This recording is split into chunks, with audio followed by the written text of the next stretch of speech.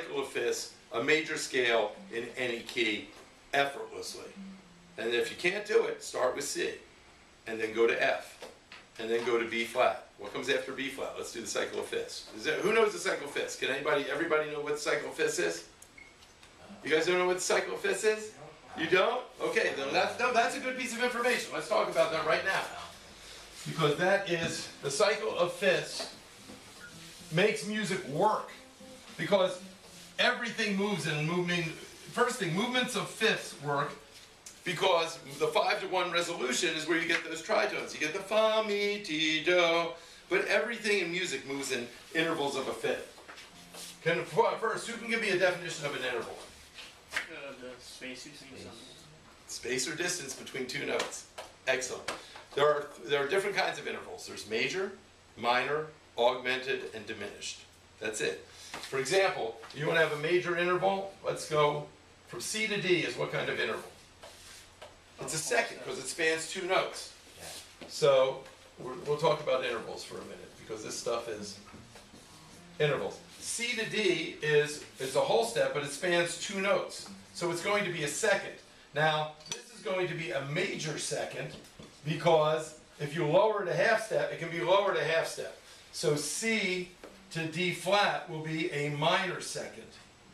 Now, knowing intervals is huge because as you're creating melody, you want to know what interval you're sitting there. You know, you're doing something chromatic. B, boo, da, that's all minor second, motion.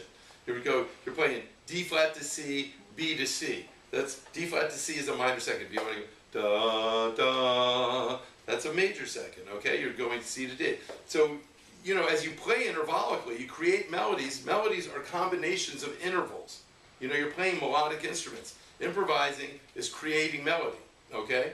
So you're creating melody in intervals, okay? So what would C to E be?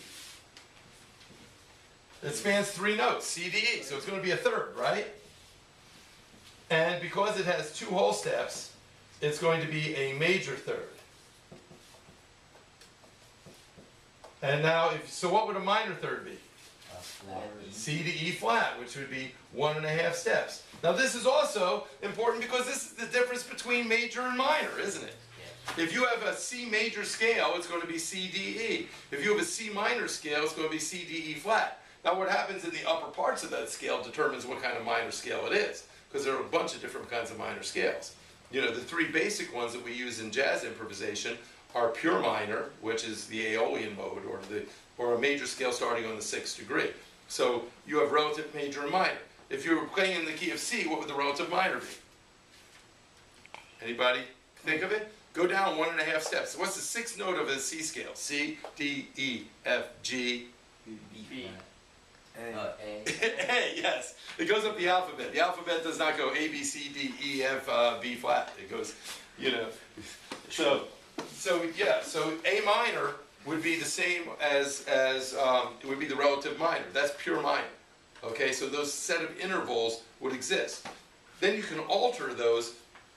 We have melodic minor, which in classical music is different than jazz. But jazz melodic minor is just a major scale with a flatted third.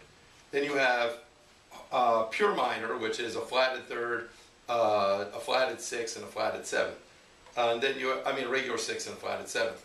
And then you have harmonic minor, which has got a flatted sixth but a major seventh.